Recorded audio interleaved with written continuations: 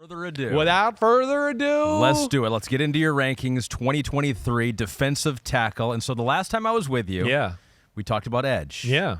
And we created some waves. Yeah. I say we because I was on the podcast with you, and I agree, and I shook my head yes at sometimes. And maybe people took offense to that. You jumped in now. You're in on it. Will Anderson is at the top of a lot of people's boards at edge, and really top 5 pick according to some people out there. You had him as the number 5 edge guy. And so you did not see what everyone else He will not be the number 1 edge guy on the draft. I can tell you that. The reason I bring that up is because there's another guy, and he's at defensive tackle, who a lot of people think could be the top defensive guy off the board, top 5 pick in the NFL, and clearly the best defensive tackle. Are we ready to make waves again where you see things differently than the rest of the NFL, Chris? Right. Number 1 D tackle, guy you've never heard of from a school you've never heard of, Jalen Carter, Georgia. Right. So boring. Yeah, so boring. I mean, geez, chalk. Yeah. But what did you see from him? Okay, you heard me waxing poetically a little bit before the podcast because I couldn't help it. It was like coming out of me. Right? Just, you know me, I get excited, especially at this position. First off, he's every bit worthy of being the number 1 pick of the draft, right? When the Bears had the number 1 pick and there was all that conversation there and all that, and a lot of people were saying, oh, well, they could take Jalen Carter, right? I mean, yeah, they could. He's just definitely justified of being there. He is the best defensive player in the draft. I would take him over Tyree Wilson, I believe, from Texas Tech. It's really close. And you like Wilson a lot. I like Wilson a lot. I do. But this guy is first off, again, now it's all football related. I'm not going into the character stuff. Yeah, we'll get into that. Sounds like it's going okay here. But football stuff, this is special of special. And I know I feel like I say this a lot. I kind of saying this about Jordan Davis last year. I was joking with you before the pod. I think I said it about Quinnen Williams a few years ago, right? But when I watch this guy here, I just go damn, here's your new age Warren Sapp or your new age Jerome Brown for older people back in the 80s and early 90s, who was a top 5 pick out of the University of Miami and was on that Eagles Buddy Ryan defense there and was amazing. Right? I can just ask Phil Simms about it, and he'll tell you how amazing he was. But Carter has the ceiling, of course, is through the roof, and the floor is extremely high. When you're watching him, you're saying that you don't know that you've seen anyone who's put a better tape out there. I have. When you watch him, you go through some games and you stop the game and you go, wait, did I click on the game or is this the highlight tape? Because he'll have a run of plays where you go, wait, this is like 18 of the last 20 plays are unbelievable. You're going, and then you go wait, am I in the right thing here? Oh, I am watching the game. Okay, yeah, it's second down, it's third down. Okay, I mean, so he goes through periods of that where, again, he's not always making the tackle, but he's dominating his blocker, and then he can do everything off of it. All right, so can 2-gap, even though that's not his best thing. I don't think you want him to do that on a regular basis, but certainly can do that. But then also all the 3 technique, speed stuff, like we talked about, Aaron Donald, John Randall. I mean, he could shoot all those gaps, let alone, he could play shade nose, right? He could take on double teams and people don't move him. Or he takes on double teams and he holds his ground and he gets his body contorted in some weird way, and then he gets off the blocks and makes the tackle. He's amazing in really every area. When he turns and when he runs, I mean, he's scary fast. When he bends around the corner, I want to go, he's arguably as good as the best pass rushers in the draft as far as bend is concerned. And then he has the power, too, to where if he decides he wants to come off the ball and he's just going to come off and explode and, jam and have a violent punch into your shoulder pads with his hands, you're going backwards. I mean, I talked about a guy from Florida last week, Osiris Torrance. I said, nobody moved him except for Jalen Carter. That was the only guy that I saw move him. He was this big guard, right? I mean, he moves anybody. So, and he can do it all. So for sure there, the versatility, the talent, the disruption, the ability to handle a gap, 2-gap, right? Play any position on the defensive line. It's all there for Jalen Carter. And that's why, I just can't imagine him being on the board past 6 at the Detroit Lions. This is as far as it goes. We'll get into where we think he might be drafted here in just a second, because that's a different discussion in and of itself. But yeah, 6'3", 314 pounds. He turned 22 this month. He was a 5-star recruit out of Florida. Oh, a freak out of Florida. A freak out of Florida. Never heard of that. Right. Played basketball, weightlifted, to show you some of his athletic and power ability out there. Did play through some injuries this year. Definitely had a knee injury or an ankle that somebody MCL sprain midseason. Played through it. Yeah, cheap shot block by the Missouri lineman. I saw it in the game I watched. So, like you mentioned, when I was watching the highlight, as I do, you give me the names, I look at the highlight film. I got the feeling, I was like, this could have picked any play, because it looked like he totally ruins offenses whenever he's out there, quick off the ball, unblockable. And at no point when you're watching him are you like, he's not going to make the play here. Ooh, it barely made the play. It was like he just totally blows plays up. He blows them up, and then has an element that I know I love, right? We talked about this with Devin. Has sorry for a lack of a better way to say it or whatever, just like a it aspect about him that I love, right? And what I mean by that is, like, he's in an awkward position and he's fighting with the guard and the center and they're double teaming him, and he's got great eyes into the backfield, so he always knows where the ball is. He's incredibly instinctive and just a football player.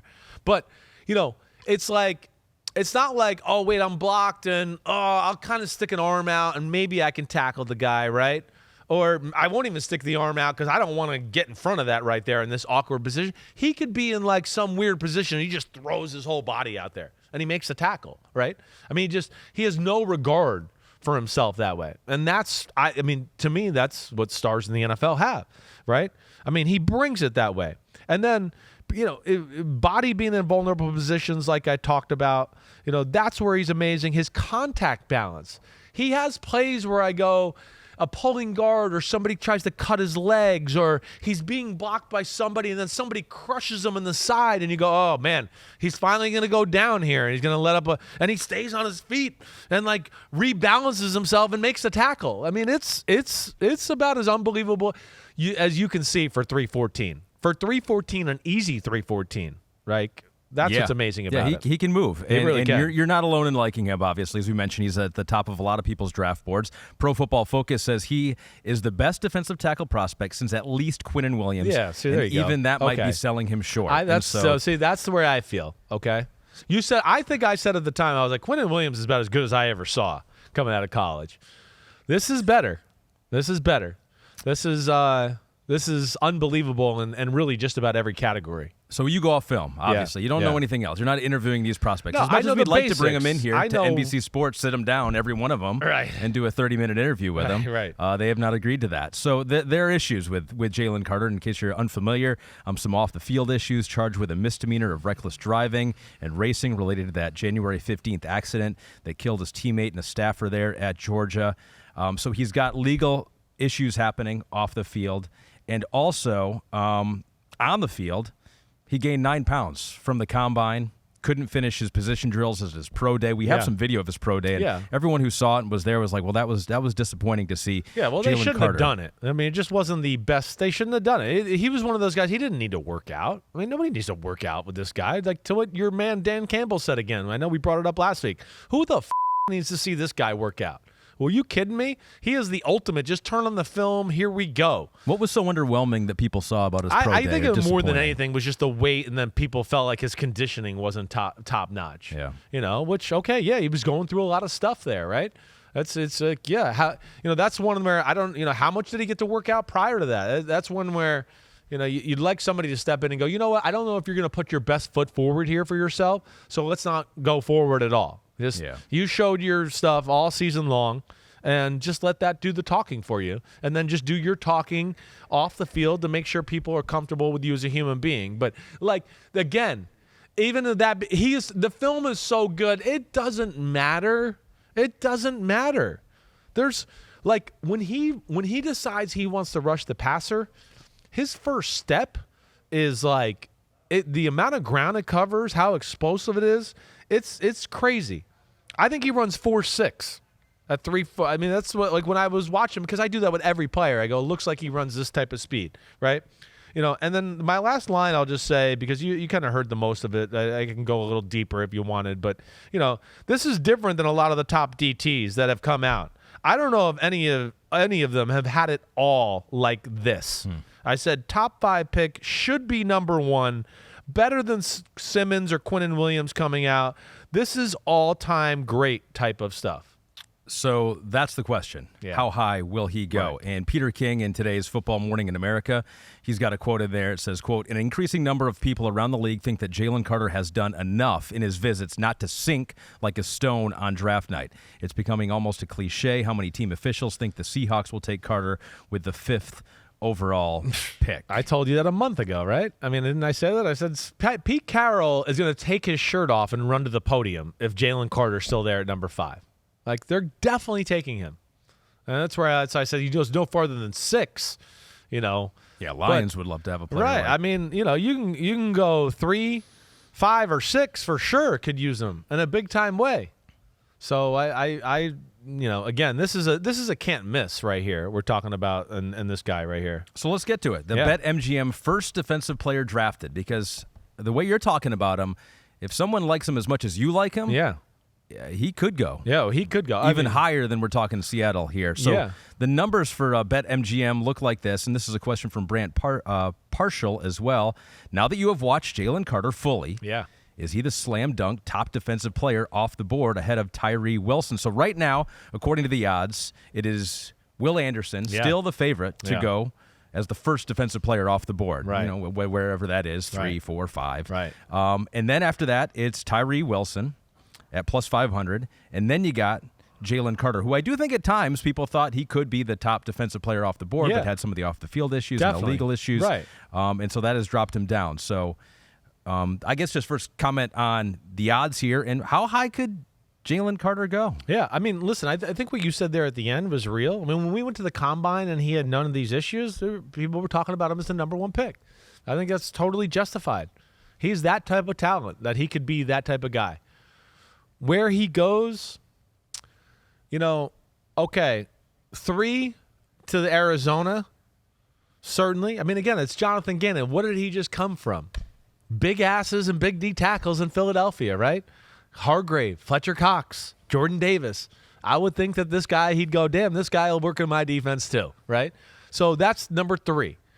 All right, and then number 5 and 6, certainly. Both like we've talked about it all season. Seattle doesn't have a blue chip defensive lineman, period. So yeah, he'd be great. And especially their scheme they run now. And of course he'd work at number 6 too with your Lions. You need that too. I mean, you got nobody like that. There's nobody like this guy. So it's there. I wouldn't be shocked at 3. Here's the conversation. Why I don't know if I say he's the top defensive player off the board, right? I think there's a real conversation in Houston over the quarterback or Tyree Wilson, right? They want their Nick Bosa. DeMeco Ryans wants his Nick Bosa. He's going, wait, I'm the defensive coach. I know everybody loves quarterbacks, but I'm going to be judged on my defense. I want the guy that makes my defense go, and that's Tyree Wilson, right? I mean, by all due accounts, from what I hear rumors-wise, and like knowing, Kyle Shanahan and that coaching staff and the way I don't think Will Anderson would be their cup of tea. It's just not explosive enough off the edge to be that kind of guy where like Tyree Wilson is Nick Bosa or Myles Garrett. So that's going to be the interesting conversation, right? And then let's say they did take him at let's say Houston did take Stroud at 2. Then, to me, it can become a coin flip at 3 between Arizona and Jalen Carter and Tyree Wilson. Yeah. And then, as I said all along, whoever left over from those 2 is who Seattle takes at 5. That's the way I see it playing out, right? Again, I'm not trying to be a hater on Will Anderson. I'm trying to be a totally legit, logical NFL evaluator. And I've got enough people, like I told you last week when I let up there. There's enough people in the league that see it my way. I don't think he's going in the top 5. But I know I've been wrong before. Yeah, only takes one. It only takes one. To fall in That's love. right. I don't think there's going to be that one there this year. And a lot of chatter, too, with the Arizona Cardinals perhaps trading out of that 3 spot overall and trading down. Well, so they got a lot of holes on their roster, so that, see that too, and that still makes sense. Still get a good defensive player. Right. The action never stops at BetMGM. I didn't know if you knew that, Chris. Sign up now. I did know that. Using the bonus code SIMS, your first wager risk-free up to $1,000. So say you bet $100 on Jalen Carter to be the first defender drafted. If you win, you get $500. But if you lose, you'll still get $100 worth of free bets, Ahmed. Simply download the BetMGM app today or go to BetMGM.com. Enter the bonus code SIMS to make your first wager risk-free up to $1,000. Way to go. Your coffee started to come It did start to come up there a little bit. A little burp there. Thank you for noticing. Thanks for calling me out on that one. Okay, I like that. Well, I just want you to make sure that if MGM wants us to do it again, we can do it again on Wednesday. If they didn't like that one. Right. Now that we've called attention to it and talked about BetMGM even more, maybe they'll like that. Well, one last thing to address. Of course, with our man Jalen Carter here, because I see the question by Bryce Anderson. Oh, okay. Right?